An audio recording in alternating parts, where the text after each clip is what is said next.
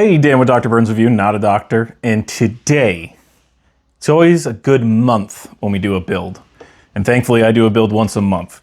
We're talking about the Cross NT6 6x6 based on roughly a Unimog, not licensed thankfully. Going to be going through some of the specs, the badas of course, always get the bad out of the way, and we're going to dive into the good. As always, for transparency and crystal clear clarity, this was not sponsored. Manufacturer hasn't been in contact with me. There's no affiliated links. This was all my money, my rig, my time, my filament. Always like to make sure we get that out of the way because I feel like it's extremely important. The Cross. Let me go ahead and move some stuff around and we'll dive into it. So let's talk about how you get a stock. There's obviously a lot of modifications, and as any build, we're going to go through those too as well. So keep in mind that some things that you're looking at, if you're wondering why it looks different, because I modified it. Stock comes with just the most bare bones essential electronics in it. If you're wondering why the RGT remote is here, it comes with a Cross RC branded remote. The wheel's different, says Cross RC, and it's all black. That's it. That's the only reason why this is up here, but it is the exact same Dumbo style remote, which again isn't bad. Can definitely be upgraded, and it wouldn't be a huge deal, but at the same time, you can also just run it too. Comes with a 35 turn motor, 540. It's probably one of the only RCs that I'm gonna say I would make that a priority. You can get by, don't get me wrong, you can absolutely get by, but when you get into some really deep mud or you're pushing up a river or anything that requires a ton of resistance, that 35 turn is gonna feel it real quick. And being a 540 on top of that. I was kind of surprised it didn't jump up to a 550 with one, the weight on this thing, because this bed isn't Lexan, it's plastic, and being 6-wheel drive. Tires, 120 by 45, nothing crazy. The only thing I can't stand about these, and you're gonna find with a lot of my builds, I don't like that they stick out beyond the fender wells. I don't mind them on like a truck and other things, but when you have this, let's call it medium duty truck, is the best way, medium off-road duty truck. I don't know what's actually classified, but I'm just not a huge fan of them sticking out. The width was fine. I would have been okay with the width as long as the offset was in, but they stick out. This is the original one you're gonna get for the tarp. One thing that drives me absolutely crazy is that it didn't cover the front and it didn't cover the rear. So it was a wind tunnel, which is fine. I just don't like the looks. I think that it should have come covered. I'm not honestly sure why they didn't. I assume just it's much cheaper to make a square than try to make a piece that looks like this. I really think that's what it came down to. Obviously, your bed will be screwed down by 6 bolts. We'll get into that later. Last but not least, there's a door. The door is going to be on the inside of here. All it simply does is you turn it and you can put a battery in there. It's a tight fit. So like I have a Z3S 5200 milliamps. The length, it fits in there, but you end up stacking the XT60s kind of sort of like this, where you've got the battery here and you've got the whole entire connector here and you push down. Be careful. It's not as bad as like a UDR, but it is a little tight. So if you're running a shorty pack, world's your oyster. They do have slots where you can run Velcro. I do not. I just chuck it in there and send it.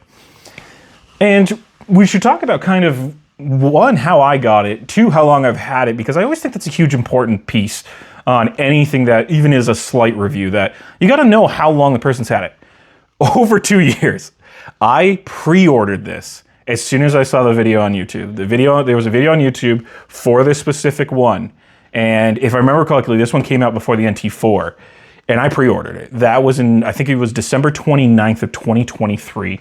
I got it towards the end of January 2023, because back then AliExpress, it wasn't a quick 3-week turnaround. The timing was quite a bit for shipping. They've gotten a lot better. And I'll always, as a disclaimer, be careful when shopping on AliExpress, especially if you're in the US.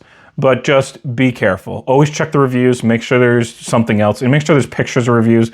Just be really careful. It's very easy to get screwed up on it. It's not nearly as bad as Temu, but just as a disclaimer, I've had good luck. I always try to do a lot of research. I don't try to just buy the first one I can.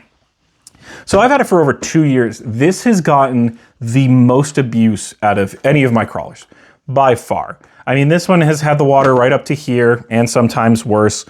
I mean, it's gone through a lot of different mud. It's been absolutely abused. We've had a couple whereas like a meat, and you're gonna find that mica is still dropping off this. There was a mic of mine I brought it to that had this really cool meet and greet kind of thing last year, and this thing ended up breaking. My fault. I have broken parts on this, so I'm really happy to go through that, but it's gotten the most abuse by far, but it's also one of my absolute favorites. I absolutely love the idea. You know, if you play SnowRunner, you understand where I'm coming from as far as liking this kind of style and liking this design. It also works extremely well. Now, there is an elephant in the room I want to jump on for maybe a minute and talk about real quick. Let me grab it, because it's hard to talk about this thing without talking about this next part. And I don't want to compare them directly, but I do want to show real quick how I feel about the two and how I don't think they should be compared. So I want to take a minute to address the elephant in the room. I'm not going to be comparing these. I don't think they should be compared. I do think that they are extremely close. I mean, you can look at after the bigger tires, you can look at the approach, departure, breakover, and they're almost spot on 1 for 1. You can't go wrong with either option, but do keep in mind that this thing is drastically less. Even with me in the US, it's still drastically less than this. I think there's just too much differences. I mean, especially when you look at the ground clearance, like with the rear bumper here or the center under here and here, they're drastically different. And I think it's just a lot different too. I mean, this one has a plastic bed on it. This one's completely Lexan with a bunch of plastic pieces. So I wanted to jump into that because I feel like you guys should have, I mean, you're obviously going to see it in the behind me, but I did want to bring that up because I like apples to apples, and I'm a very big stickler on if they are just slightly off, it's apples to orange. It's like the Mini Slash and the Mojave. I said then, and I'll say again, that I don't think they should be compared because of the size difference. These ones are less about a size difference. The wheelbase from front to the rear axle is actually extremely close on these ones.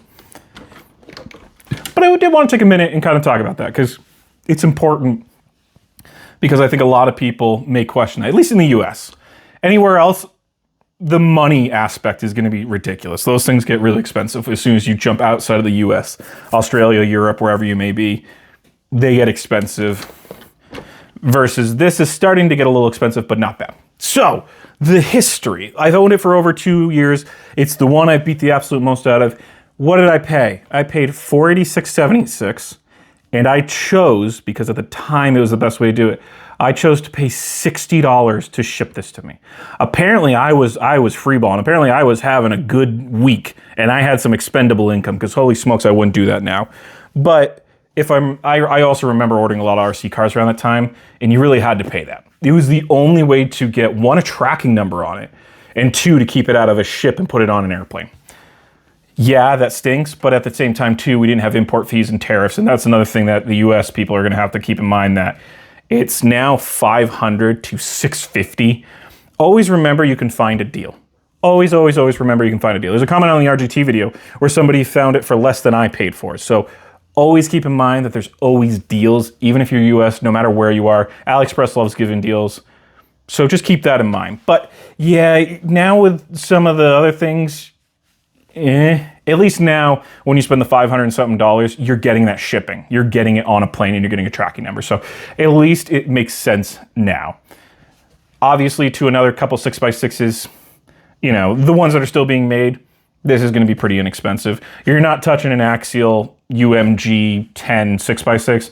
And quite frankly, in my own honest opinion, it's not a bad rig, but it's very old school and it's very basic. I have owned one. I've owned this. I own this now.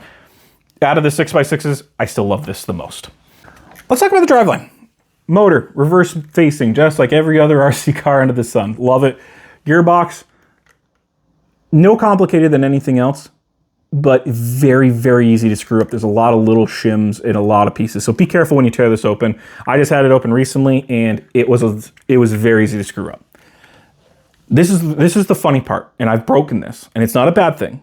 It did exactly what it's supposed to do. You have a sacrificial piece. What's a sacrificial piece? It means it's meant to break before anything else. What's a good example of that? Spur gear. Spur gear slipper clutch is a great example of a piece that is meant to be destroyed so that you don't destroy what's after that. So this is in a great spot too. And it's this shaft right here. It's not a drive shaft. It's just a single piece. It doesn't extend or shorten or anything like that. Just a single plastic piece with 2 cross pins on each side. I have absolutely snapped it right in half. My fault.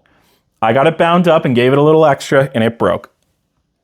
It's kind of funny though that they did this because they go from the gearbox to this sacrificial piece to another transfer case, or to a transfer case. This transfer case is a 3-gear. I didn't even know this until I researched right before this because I always like to double check everything before I put a video out.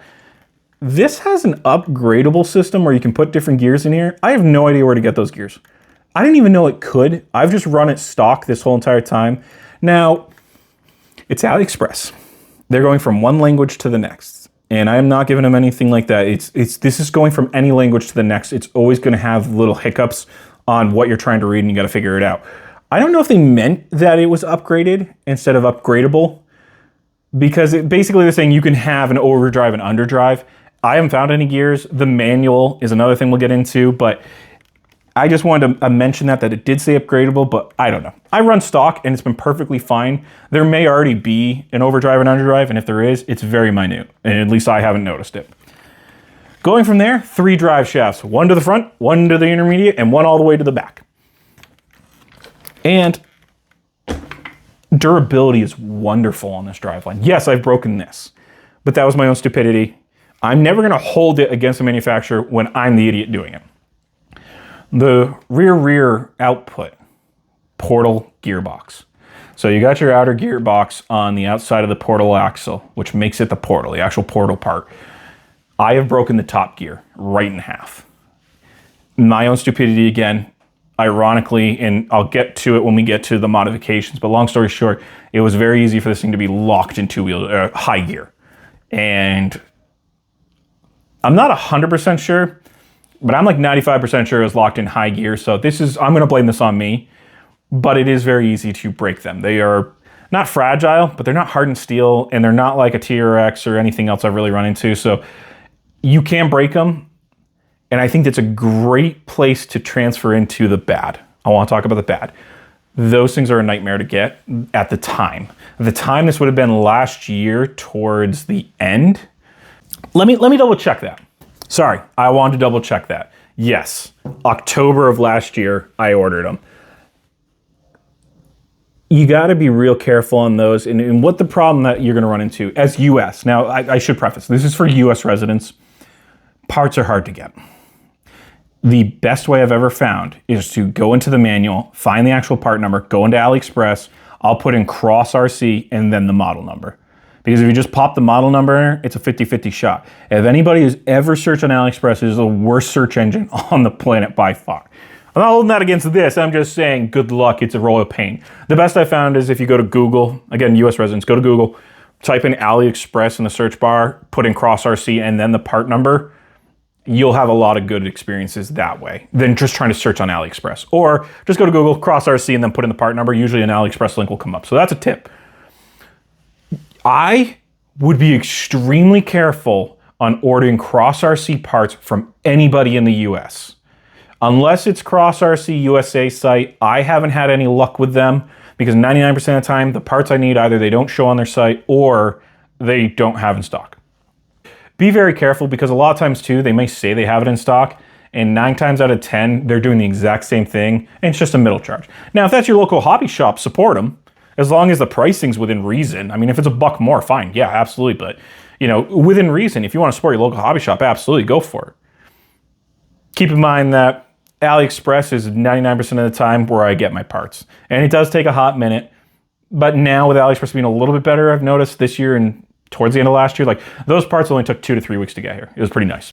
And Chinese manufacturers, you need to knock it off with this manuals. I'm getting so frustrated with these manuals. So this is better than the RGT where you have to go and find it. Here's the problem. There is a Cross RC, not the USA site, that has manuals. It's very confusing. When you get onto it, go to the bottom, it says download, search, just click through each page. There's like 8 or 9 pages, find your model, go that route. Here's the problem I don't like. A lot of times, I don't know if it's their server or what, you can't get to it. So save it if you can. Find a way to save that PDF. They give you the manual on a flash drive. I can't imagine that a flash drive costs more than 16 or 20 pieces of paper. Give me my manual. Stop giving me all these other things so you don't have to give me a paper manual. I want a paper manual. Maybe I'm the minority on this, but I want a paper manual. I'm so sick and tired of either here's a QR code or hey, go find it. Because guess what? I don't have, it's a tiny USB. It's one of the small ones that are just barely the size of the board itself. And I have 3 in the other room that I keep misplacing constantly. And one was for the X4 I don't even own anymore, and 2 others. I'm getting on a tangent. Give me a paper manual. Like, stop it with this. It's a couple pieces of paper. I cannot imagine that those pieces of paper are more expensive than your super high gloss QR code or a whole entire flash stick. Maybe it is. I don't care. Give me a paper manual. So that was one bad thing. That was great. And as you can tell, I really got to dig to the bottom of the barrel to find bad. Besides that, and as far as my experiences and everything else, it's been really good. Now, this is kind of a hit or miss. This bed is made out of, I assume ABS plastic. It's very thin. It can break. I've seen a lot of them break. It's very tinny. These pieces are pretty small. I mean, this is showing you the actual size of it, the thickness. It's very easy to break. I've seen way too many. I have not broken my own. The cool part is that the canopy saves you from a lot, but I would be very, very careful. The last, I'm gonna call this a middle ground. I'm gonna call this a middle ground, good and bad. The maintenance is a little tough. The maintenance is very tough on these. They did screws and then put a nut on the opposite side, which I don't prefer it, but I don't hate it either because it allows that even if you accidentally strip a hole, you're still good to go. And it does that through the whole entire thing. So it just takes a little extra time on that. Not only that, to get this gearbox out, it's really, really tough. You are bending rails almost. So you got to take the transfer case out. You got to take this sacrificial piece out. You got to take all 3 drive shafts out. You've got to split both of the rails quite a bit through this section, and it's on the slope. So to get it out it's maintenance in maintenance heavy. So keep that in mind that you need to do maintenance. We all need to do maintenance. I just did a video on it. You got to do maintenance, but just make sure that you allow yourself some extra time. Like the rear portal boxes are like the old SCX-10 where they're slotted, where you can rotate it any way you want. So it does give you a little bit of customization if you want that way, but just keep in mind that you're going to work a little bit to do that. And again, it's good and bad.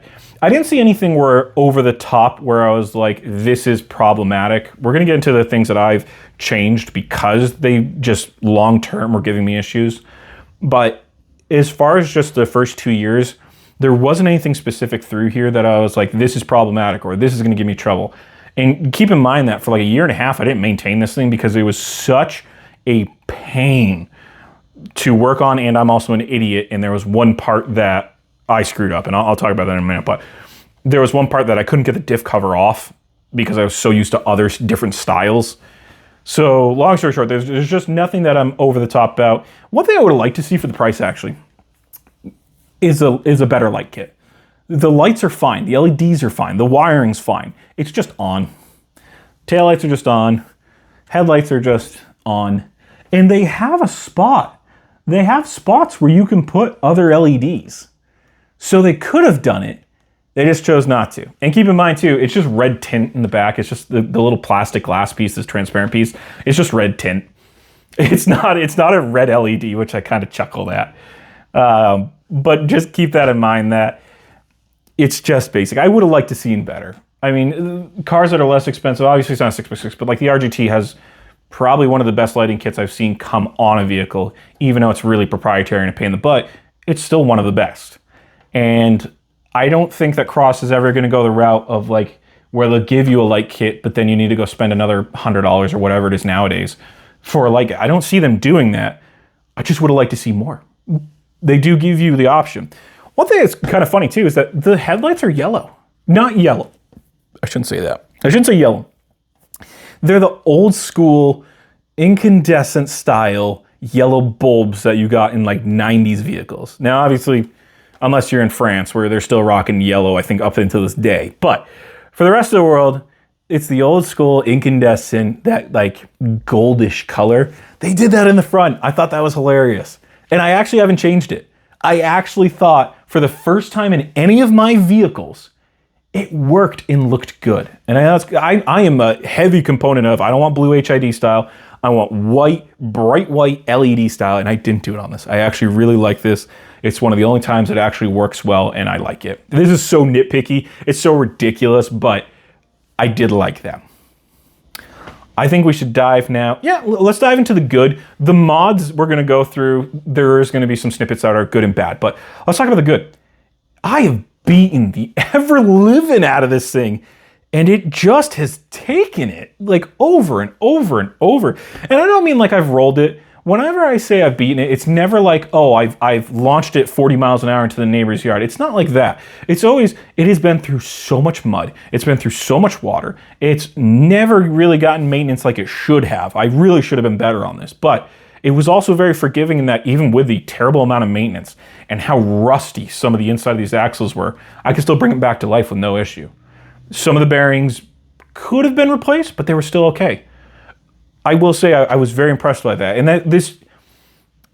it almost reminds me of TRX reliability. There's one thing that Traxxas is really good for on these TRXs is reliability, and this reminds me of it in a no-name company. And the axles weren't a copy and paste of this. They're close. You're gonna find that a lot of these RC cars are very close as far as their axle pumpkin designs, but this has a horrible locking and unlocking system, in my opinion. We'll get to that, but it's really good. The driveline's really good. One thing I want to mention, I'll have to put this back in. The shocks are great. The shocks are wonderful. They're full metal. They have metal adjustment collars, which I am not a fan of because they can rust and be problematic, but even over the years, that hasn't been an issue for me yet. It's really impressive. I do like these. Haven't had any leaks yet. I haven't had any leaks in any of the Cross RCs, but that doesn't mean that that's not a majority issue or other people are having it. I just never have. One advice I can give is put these pretty high up as far as the spring. Crank them up a little bit and leave these loose. Trust me. Just try it. If it doesn't work for you, it doesn't work for you. But I prefer it just because it gives you basically the 4x4 and then the 6x6 when needed when you're in really aggressive angles. It's very upgradable, very easy to upgrade as far as the receiver sits right out in the front. There's no box. There's no waterproof box, so make sure your receiver is waterproof. But this radio link, it's a R8FG. I fully submerged. It's been perfectly fine. The Fusion Pro, if anybody's wondering, is not fully waterproof. It doesn't say it is. You can get it extremely wet. I mean, you can fully submerge it. Make sure you dry it out. Specifically this. I don't care if you got to heat this can up. Make sure you get the water out. I made the mistake of letting water sit in this. It sat sideways, the water sat on the inside, and it was very, very rough where your pinion shaft comes out and you've got that bearing. It was basically seized. It was pretty rough. I'm not gonna say I drove it forward and backwards until it kind of worked itself out, but it works now. So let's get into some of the modifications I've done, and it's not that much. Surprisingly. Yes, I did a whole new bed. That was this week. And I've done little things, but they're more quality of life improvements than anything. So right off the bat, the best tip I can give you out of this whole entire thing, out of anything I say on this to make quality of life better, make sure that your switch you put on the outside. Because when you have the stock bed on, it has the hole in the front where you put your battery. If you have the power cable, like this is normally sent through this little hole, you can put the battery in. Plug it in from this box, shut the box with the front body still on no matter what, and turn it on from the side.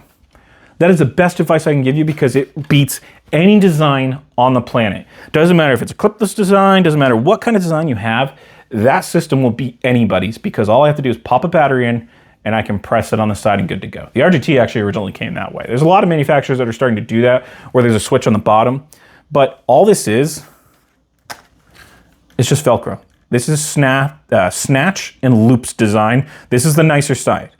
I don't use the felt style because it is not waterproof as much as anybody thinks it is, and it holds water and it's problematic. This is just this really aggressive plastic style, wonderful stuff. Usually more expensive, worth it every single day of the year. And all I did was snap it in this little box. I promise you, that is the best thing you can do on this whole entire thing. It is so nice to have it that way. So that's one modification, is that immediately right after the riff, we did a Fusion Pro. I could have done an axe system, and I chose not to. And I know that kind of sounds crazy. It doesn't need it. It really doesn't need it. Because the gearing is not low enough where you could use that much torque. So in my opinion, if you have a vehicle that's geared extremely low, that's where you want that axe system, where you can have a ridiculous amount of torque and everything else, and it's gonna have a lot of power and all that. When you have a vehicle that has the gear ratio numerically so low that it goes really fast, I'm not a huge fan of putting a ton of power on that, because you're really not gonna, one, be able to feel it, and two, it's just not needed either. For this, in 99% of rigs, Fusion Pro, perfect, wonderful. You have just enough where, yeah, I probably could do it, but I'm never gonna use it that way. And you're never gonna use it, it's unusable. And keep in mind, the axe system's like $225, $100, AliExpress. I don't suggest going on AliExpress for these, but you can get these for under $100 a lot of times. So I always go to brushless. Fusion Pro, they're fairly inexpensive, because essentially you can either get a really good brushed, that I'm talking like competition style, where you really get into the high numbers. If you want to keep it inexpensive, you can just go and change out to a 550. The pinion, you're not going to change. It is on the lowest pinion, which, oh my gosh, will I always be happy with that. I know that sounds crazy. It's a 10 tooth. You can go up to, I believe, a 14 or 26. Don't quote me on that, double check. But it comes with a 10. I wish more manufacturers did this, because it is a crawler. It is, I know some say they're trail rigs, but at the end of the day, you want it to go somewhat slow, especially when you originally have a 2-speed. I want as slow and just as slow as I can go from the factory. So I praise them always on that for giving me the lowest. Or you can be like Traxxas, where they give you just a billion holes. RGT, that was one thing I complained about, is that I couldn't get it slow enough. So each manufacturer is different. Just as an example, just each manufacturer kind of does it their own way. This one allows a few different holes, and in the manual it actually tells you what you're doing, but I like that they went with the smallest one no matter what, because it means you're going to have the most amount of torque and it's going to go the slowest. Speed-wise on this thing, on a 3S, this thing screams. This is locked into low gear, and it's still much faster than I can walk. I mean, it absolutely goes. This 2-speed on the high speed is just crazy. It's just absolutely crazy. It flies. It absolutely flies, especially with the brushless system. It wasn't as nearly bad with the brush system because it took so much to get the thing up and going. But on the brushless system, oh yeah, it just screams. That's why I was completely okay with locking out high gear. Going into that, let's talk about that. I removed high and low gear. I'm gonna put it down in the URL, I'm gonna put it down below on my Thingiverse, directly to the page, if you want to lock it out of high gear and only have low gear. Why did I do that? Because this thing relies so heavily on, they're not micro, I think they're macro. They're a goofy size servo, and Cross relies way too heavily on it, because essentially you'll have this like macro server, you'll have this 360-degree plastic piece, you'll have a bolt that holds this screw in place, and the screw goes to either like a shaft, or sometimes it will just be on its own. But long story short, it goes to this piece that goes in and out of the gearbox. I hated that. I hated that. One, their servos are not waterproof. And I'm not saying that is a bad thing, because it's not rated to be waterproof, so I can't say that's a bad thing. But what will happen when you do get water in it is that it will shudder like crazy. And I don't mean like a servo trying to find neutral. I mean just shudders and shakes like crazy. And the problem is that when you need tension to be in low gear, which is another thing I'm not super stoked about, is it is what it is. It's not a huge thing, but what happens is that you have to pull on the gearbox, on that shaft, to put it in low gear. It is 99% of the time automatically, because there's no resistance, it's gonna be pushed over to high gear. I don't like that. I don't like that. There should be a default. And I know why they did it, because you can't have this setup and have that reversed. without re-engineering the whole entire thing or putting everything on the backside where it's like that. All I did was create a spacer, and there's pictures of it. All it does is go on that main shaft where all your main gears are and where it actually shifts between high gear and low gear. And all I did was space it out so it forced everything into low gear and nothing could move. It's probably not going to be the longest term solution, and you want to make sure you use some kind of filament that is very friction resistant heavy because it's just spinning constantly. It's fully greased, so it's not even a heat thing. And I've gotten a lot of runs now with this in the last month since I've done it, and it's wonderful. It works really well, but you just want to make sure you're using probably something more than PLA. I use polycarbonate. World's your oyster. I would say at least PETG to be safe, but I mean, if you absolutely had to, you could probably use PLA, but I wouldn't guarantee it as a long-term solution. So I locked it into low gear, and it's still more than fast enough for a walk. You still get very low speeds because of the brushless system, and the gear ratio is numerically pretty high, which keeps it pretty slow.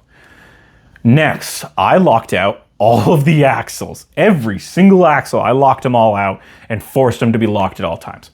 Why did I do that? Because every manufacturer has a really different way of how they actually lock the mechanism.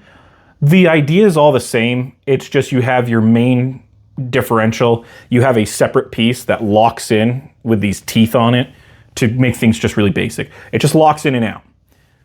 The problem is that this solution, that gear piece that moves, has a slot on it, and you have a horseshoe that slots into it.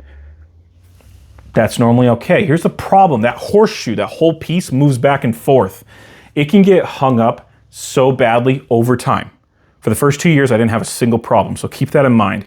All of this was after about 2 years. It gave me so much trouble after a while because on top of that, in the drive shaft, where that piece goes in and out, the gear that goes into your differential, there's a spring on the backside of it. You know what doesn't like water? Springs. You know what rusts? Springs. You can see I don't like springs in systems like these because one, they're a horrible solution long-term because eventually they're not going to be as strong and you have to go replace it, which is fine. That's a maintenance piece. But here's the issue. When the spring goes, which mine didn't go, it was just barely enough, but it locked. It was the piece going back and forth and a combination of the spring. It will unlock. It's stuck in unlock. And the whole entire front axle was free spooling. And no matter what I did, no matter what I moved, no matter what I changed, no matter what I hit, it wasn't going to go anywhere. And quite frankly, it never was. I had to take a rust remover, get into the center of the axle, and do that. What did I do? I created a spacer. That's it. It's just a spacer that goes where the spring was. And then you can completely remove the whole entire system altogether. There was no other reason besides I just wanted to have it locked. And again, keep in mind, that was 2 years of hard abuse before it finally gave up. So just keep that in your back of mind that it takes quite a bit. It takes a lot. And quite frankly, if you're not driving through water, you probably won't have an issue until that spring starts to loosen up. And honestly, that'll probably take quite a while. So keep in mind that I'm doing it because I'm heavy. So if you're heavy on your RC cars or what have you, and you don't care about unlocking and locking, put the spacer in, remove that whole system and call it a day. It also allows that in time I'm going to figure out the servo's usually back here for your rear axles. It looks like a wonderful place to put a winch. One thing real quick, this originally had a dual winch setup. Keep moving it, but I need to go back.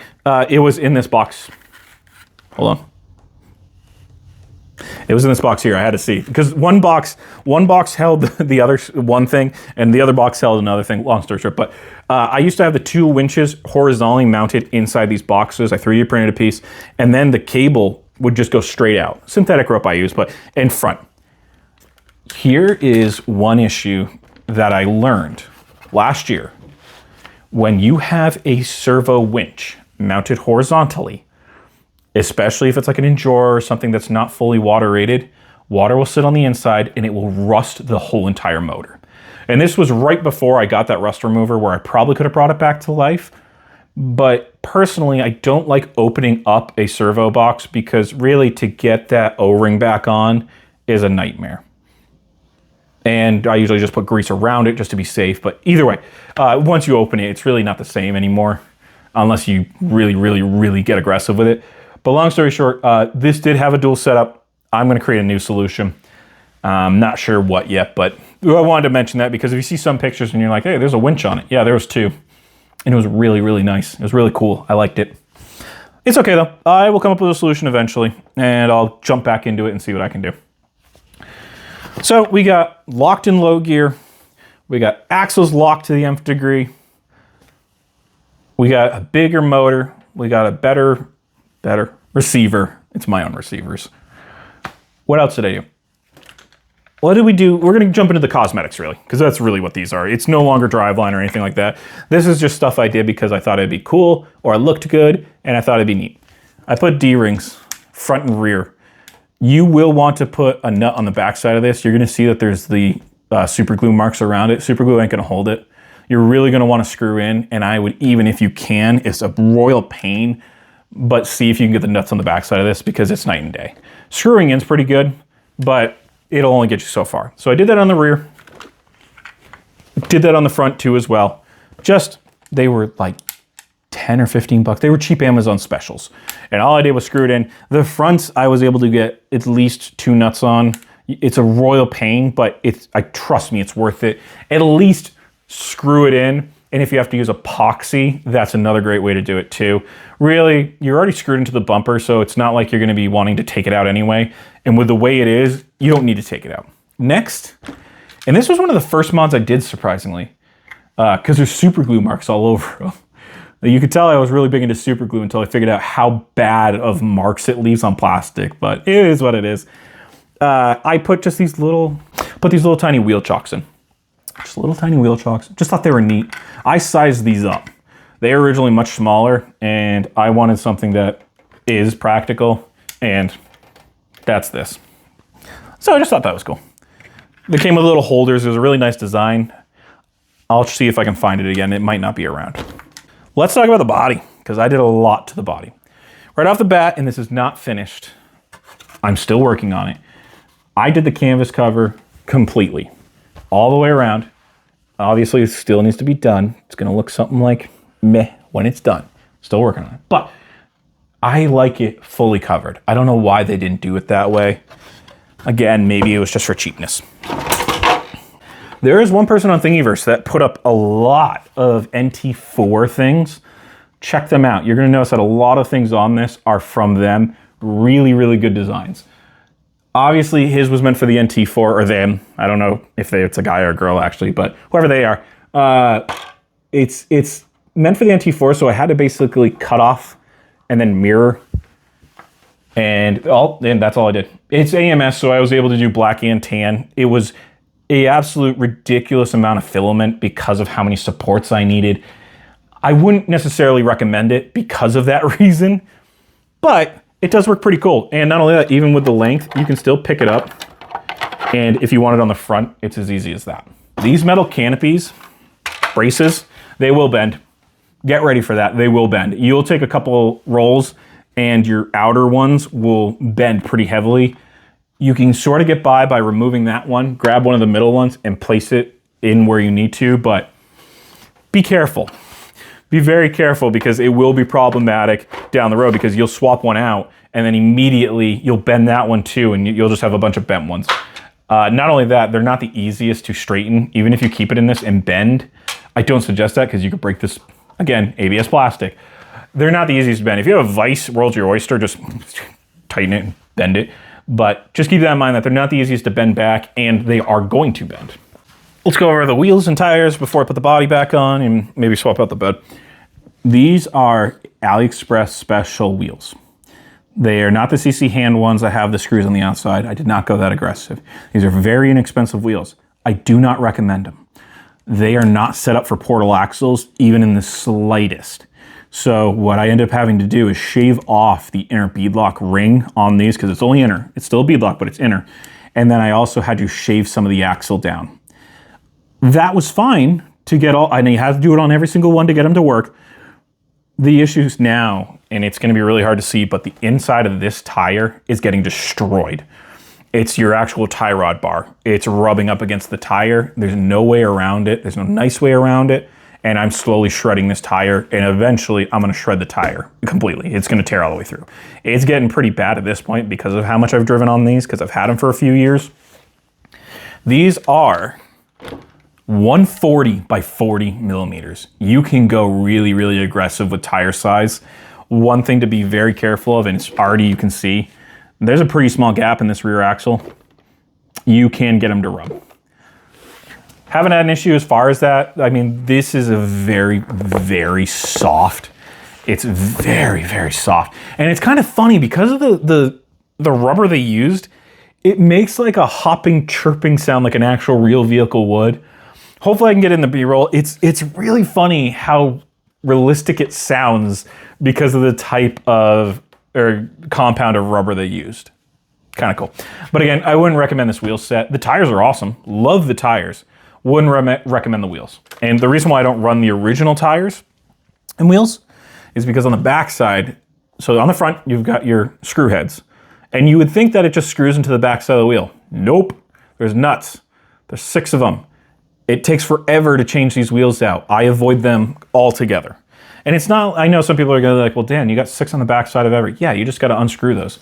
This is hard to get the tool in here, the Traxxas tool or whatever tool you have. It's hard to get in here because they're so close to it's so close to the barrel of the wheel. And not only that, it's just a pain. It's just a pain. There's so much to them. And they're nylon lock nuts, which I always recommend, but when you're in this, no. If you have those and you don't mind the time, by all means go for them. They are bead locks, which I'll always be happy about. So I'm not gonna say it's bad, but gosh, it's like maintenance. It just takes forever. Let's talk about the body. Let's talk about the body. Oh, the cab. I can't even call this a body. It's the cab. One thing I did, ESS dual. I will say, and for anybody that buys this, do not leave it on the stock settings. Go plug it into a PC and get a different sound. Nobody wants to listen to, I think it's CrossRC as the sound file. Don't keep it on that. There's so many other sounds that sound really good. This particularly, I think it's under tow truck.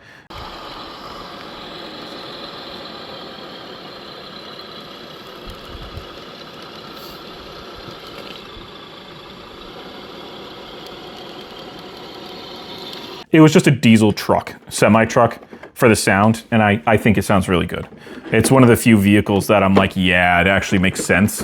Because any other vehicle, I'm gonna tell you, pick and choose if that's something you want. But for me particularly, nah, I think it works really well in this. This is one of the vehicles I recommend. It's like the motor. It's very rare I actually say, yeah, you need it, but on the front, big old basket. This is already up, I'll put it down below. It's just a basket that I resized. It is my design. I put in these lights. I don't recommend these lights. They're way too bright. If you're looking for something where you actually can drive it at night, oh my gosh, these are unbelievable. They are so aggressive at night and in the dark, it's unbelievable. Just projects like nobody's business. Do not put them over 6 volts. 7.2 volts will melt this basket in a heartbeat. You don't even know. These things get so hot. I also don't recommend it because the solution I found, this side is just in here by friction. You could technically push this out and it would pop this right out. This center is just a glued brick that I screwed into. Again, this was before I really started getting aggressive on making it really work. Back then, it was all practicality. Everything I touched was practicality. Didn't matter if it was that much scale as long as it worked. I probably would have redesigned it differently nowadays. I probably would have put a screw hole through this so you can just screw it in. Eventually I'll get to that, but this is just a cheap Amazon box. You could probably 3D print one. All I did is just to hide the wires. Again, I didn't do wire management as well. Nowadays, I'll actually take wires, cut them, solder them, make them perfect size. And what I'll do a lot of times is I'll combine a lot of wires. Back then when I did this, I wasn't as good at it. So I just took a bunch of adapters, Y-splitters, and just kept connecting them over and over and over again. I'm a lot better now. I do have to do it on this. The interior, I cannot share. The interior is by Head RC. I think it's a Head RC. It was part of their Unimog Mog 406.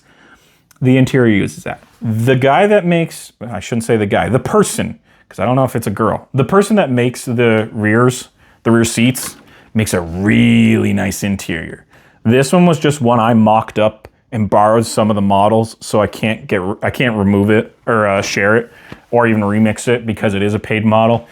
But the person that does this rear made a really cool one. I actually really like that one. Probably more than this, and when I have some time, I'll do it. Front, same person. They made these guards.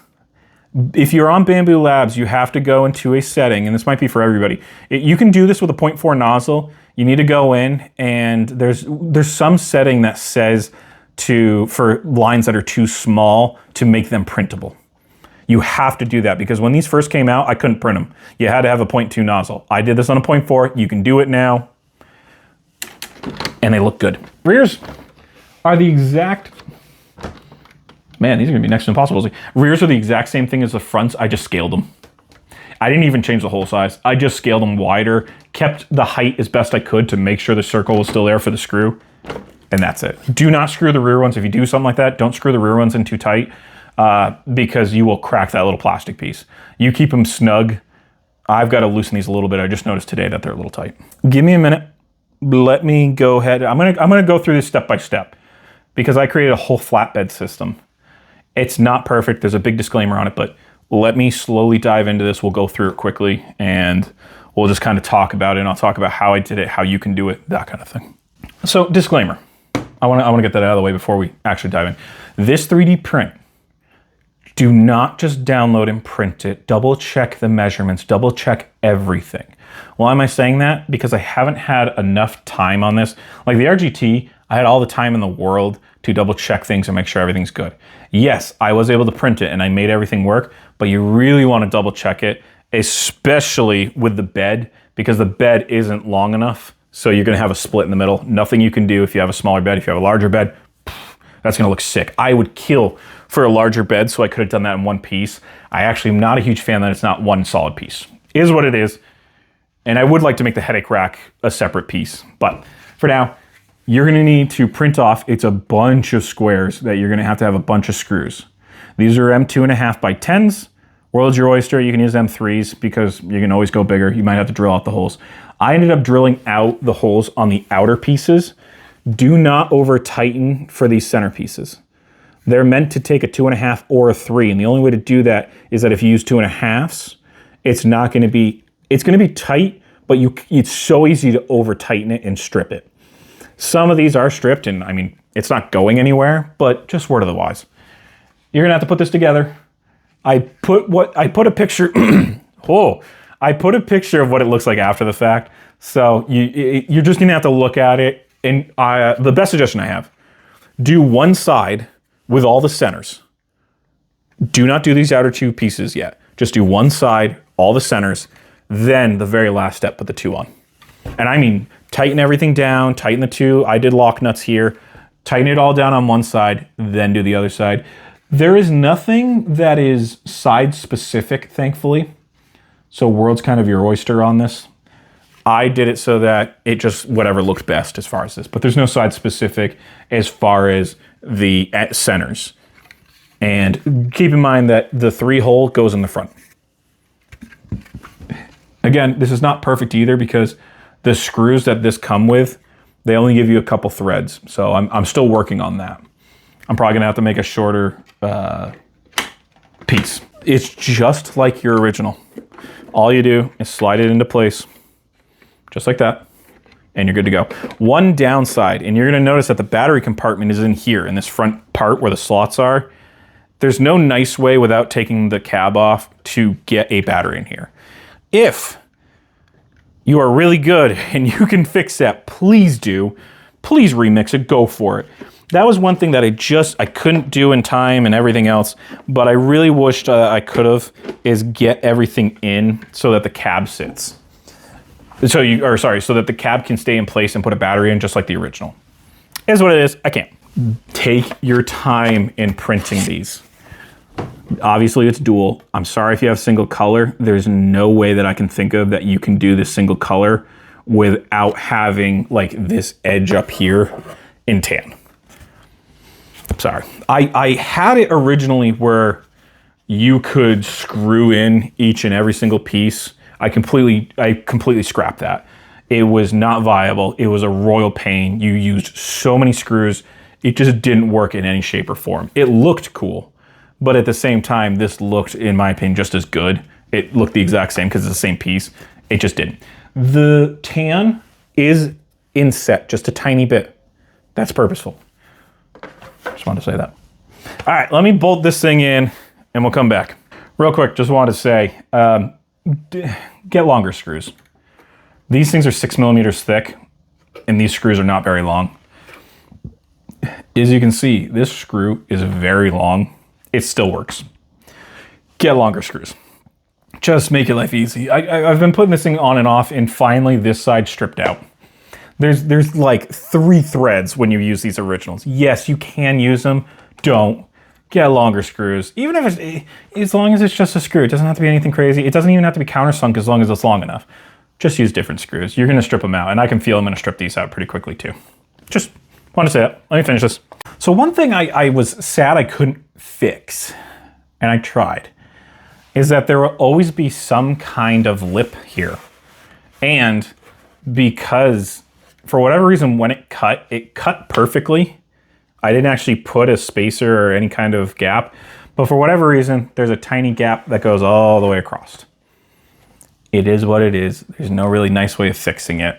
If you want it to be perfect, you could extend one side. I would do the rear, extend it just slightly, and I think you'd be in a pretty good position. I'm gonna fix the spacer situation. I didn't put a spacer on this. I made cutouts on the headache rack for the rear window. Now this can move quite a bit because it's meant to be attached to the black piece, the whole entire long bracket underneath.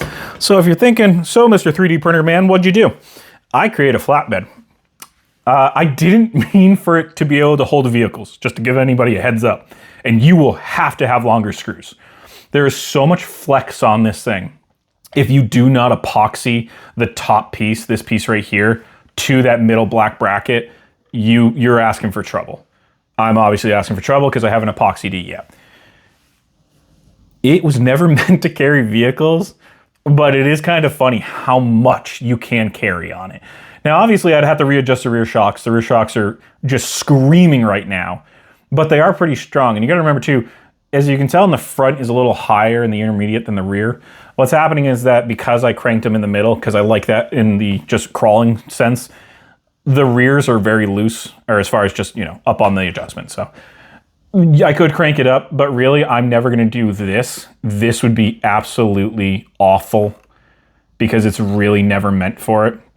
Like this rig would constantly just be sitting on one side or the other because of how heavy this thing is. Actually, maybe. It actually centered pretty well, but it was just kind of a fun idea. Really what it was meant for is I was gonna 3D print like a container, or maybe I was gonna cut a few logs, like little small logs, and you know, just kind of tie them together, make it like that. I was really going for the SnowRunner aesthetic. I made sure I put these outer sides in as far as having a hook place. If you have those little hooks with chains, the little Amazon specials, don't use these inner ones right here where they meet, where they're loose, until you epoxy this together. You really should have something here because you will snap these right off. These are very thin on the outside. What I really wanted to do, if I was gonna do it, was for like a car. Because cars are really light. Like even this one with a reinforced body is still very light. Like the suspension barely moves. There's a ton of room in this. I didn't mean to make it a wrecker style. I really didn't. But then I was kind of messing around with it and I'm like, that's pretty long. You can put a lot on this thing. Hopefully I get this in the B-roll. I'm hoping I can bring this and figure out a way. There's no mounting solution yet. I'm still working on that. No idea how I'm gonna do it yet, but I love it. I absolutely love it. I love the way it came out. Yes, it still needs a lot of TLC. Yes, this one specifically, this STLs, they are gonna be released. I always do it for free. It's always a community thing. I release them for free. I'm still gonna work on these. Give me a few days. I'm not just gonna immediately release them until I have it even somewhat reasonable. So yeah, it works really well. It works so well for the lighter rigs, and you still have a little bit of room. Like this is touching in the front because it's got a lip, but you can still go back here. And quite frankly, because of the way I made it, you could just always extend this rear piece, like cut it at a certain point and just extend it, and you would be perfectly fine. Rescale it, I should say. Cut it and rescale it. And you can make it as long as you want. I made it as short as to not get in the way of the departure angle, because you're gonna hit this bumper before you hit this rear flatbed. That's why it's such, you may be thinking, wow, it's kind of short. One, it was never meant to be a car hauler, but two, I never wanted to get in the way of that departure angle. I always am going to enjoy the crawler before I enjoy hauling something or anything like that. But I did want to show you, you could put a 1/10 scale rig. I'd want like an Element or something like an SCX 10 original, something very, very light. And again, longer screws, use longer screws. Do not do that. And if you're going to be doing a hauling or putting a lot of weight on this, yes, longer screws. But again, I wouldn't even hot glue, I wouldn't super glue. I would straight up epoxy these two beds to that black mount underneath. That whole entire chassis extension is the best way to put it. Epoxy it straight to it. Because realistically, that's what that is. But you're also reinforcing this because this front piece, I mean, look at the amount of sway. Epoxy it so that it's all one piece. And you don't have to worry about as far as this being lower because you can use spacers on the two front screws. You can make your own size if you want it higher or lower for this headache rack. I did keep the headache rack all one piece. At one point, I'm probably gonna change it, but for right now, it was a lot of filament. This is a lot of filament. This is just standard 15% infill, and it's just all standard settings. I think it's 2 or 3 walls, 5 top layers, 3 bottom layers, if I remember correctly. It's just the Bamboo Labs standard 0.20 with a few adjustments on my end for brims and stuff like that. You don't need a brim. If you got a good bed like a Super Tack, you're good to go. But I wanted to really show this off because builds, I have so much fun doing. I love because it's the one place that I can just stretch a little bit of creativity. It's the one place that I really can stretch the 3D printer creativity and make something that everybody can enjoy. Because I think as long as you're good to go, you're gonna have a lot. And I made sure that it's still blocked off. I didn't want this open. You gotta be careful of your wires. These wires like to sit on top of the frame rails. And when you have weight, it's gonna crush them slightly. I would bring them into just the inside of the frame rail. You can't put it inside the frame rails because there's a lot of pieces in the way. But I'm just saying like on the inside of the frame rail, re-zip tie it. They're only held in by zip ties all the way through. That's it. And if you have your, there's also gonna be another cable if you have your rear diff locks. But again, just put them all in the center, in between the two frame rails, zip tie it any way you can, good to go. You're great. And that's another build. Now, I always try to say what's next at the end. There's gonna be another build this month. I always keep it till the very last second till the video goes out. There's always a sneak peek. Every single video I put out has a sneak peek a couple days prior. That is not set in stone as far as the day it goes out. My videos go out Monday and Friday at 3 p.m. EST every single week. I like consistency. Sneak peeks, who knows? Because it all depends on how close I get to the video to when a sneak peek goes out. Sometimes it's the day before, sometimes it's 2 days before, sometimes it's 3. That's not set in stone. I do have another build. I like to give like a little bit of a hint to it, and it's probably gonna be the same thing in the sneak peek, but it is not 1/10 scale. That's it. Could be bigger, could be smaller, could be tiny. It's gonna be RC. It is gonna have a lot of 3D printed parts as per usual with me. And this time I'm gonna create a few odds and ends for it. But for the most part, it's pretty good off the riff. It just requires a lot of hardware, which I'm not a super big fan of. Oh, actually, there's one thing I want to talk about. There's one thing that I feel like we did as a community. And when I say we, I mean you and me. It's not just me. And I hate getting buried in that, but you know, this channel isn't anything without viewers. I always say I don't care if you like and subscribe. If you do, I appreciate it, but you don't have to, because every video you touch, you're getting that rammed down your throat. I fully get it, so I don't tell people to do that, but this is a community of viewers and somebody that's making the content. It's always gonna be a we, it's always gonna be an us, an our, and it's always because of you guys and gals, that I'm getting somewhere. Because again, I can't do it without you. So we did something. We actually got somewhere. We actually got something really neat. So as I was posting up the RGT videos, I'm sorry, that took me a couple of weeks. That was a lot of it was a thought process on if I wanted to release them or not. And then I just kind of felt like a jerk because I was just hoarding them. And I'll be real with you. I thought about maybe selling the printed pieces and not the STLs because I know how that works. And I know that if you put it out for sale, one person gets it, everybody has it. I just felt like a real, I'll bleep that out, but I felt like just for keeping it to myself. So you'll even see in one of the comments, I changed my mind and decided that I was gonna give them all away for free. When I started doing that, I did it on Thingiverse and Colts. We were featured on the homepage of Thingiverse for a design. The design was not the one I wanted them to feature. It was the full light, or sorry, no, it wasn't the one I thought it was. It was the full light kit for an RGT Land Commander. So pat yourself on the back, because if it wasn't for you, I wouldn't have had that. I wouldn't have loaded it. So pat yourself on the back, because if it wasn't for you watching and commenting and doing everything you're doing to keep me doing this, I would have never done it. So I wanted to thank you, and to let you guys know, give yourself a pat on the back because we got featured, which is pretty sick for somebody with under 30 subscribers. I think I was under 25 at the time, so awesome. So really motivates me to keep doing all these things that I really love doing, especially builds. I would do builds every single week if I could, if they weren't so expensive. So thank you for watching. If you're here from the last one, thank you even more. You already know what the next one is. Good night.